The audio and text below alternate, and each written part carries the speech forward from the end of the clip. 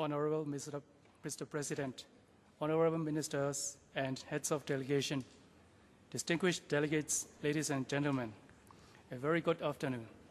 May I take this opportunity to express my sincere thanks to the Government of Kenya and its people for the warm welcome and hospitality, and UN Environment for organizing this magnificent assembly attended by all the member states and world dignitaries. In the sense of promoting the national economy, Myanmar shifted towards industrialization that brought increase in greater demand of resources and environmental challenges in terms of water and air pollution, toxic chemicals, effluents, and emissions. In addition, the implications of increasing urban infrastructure, housing and public services, sanitation, wastewater, drainage, solid waste, and vehicles are the significant threats to the natural and social environment.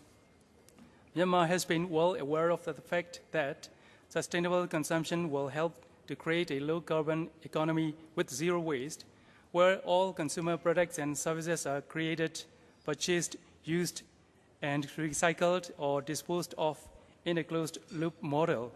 And this is not far from a traditional way of life in Asia, where consumers are closely and culturally linked with nature. A recent study revealed that it becomes increasingly important for the government and financial institutions to take green finance into consideration. It also stated that a too narrow focus on the expansion of micro, small, and medium-sized enterprise MSME sectors without taking into account sustainable consumption and production practices will pose risks to Myanmar's growing economy, resulting in severe environmental pollution and resource depletion. Therefore, ensuring more sustainable growth would call for provisions favoring green finance in Myanmar's financial system. In spite of this rather discouraging situation for MSMEs requiring green finance, there is an ample opportunity for Myanmar to develop a greener financial system right from the beginning.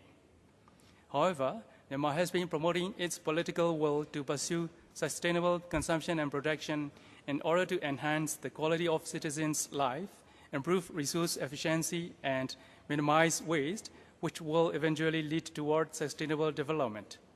A good example in Myanmar is Smart Myanmar project supported by European Union under the Switch Asia program, which actively promotes and supports the sustainable production of garments, striving to increase the international competitiveness of MSMEs in this sector. Its expected results include reduction in waste generation, energy consumption, and water consumption. In conclusion, I would like to express my profound thanks to the UN Environment, UN Secretariat, and all the delegates from each and every member country attending this assembly, and look forward to partnering with all of you to achieve the Sustainable Development Goals and environmental sustainability all over the world. Thank you.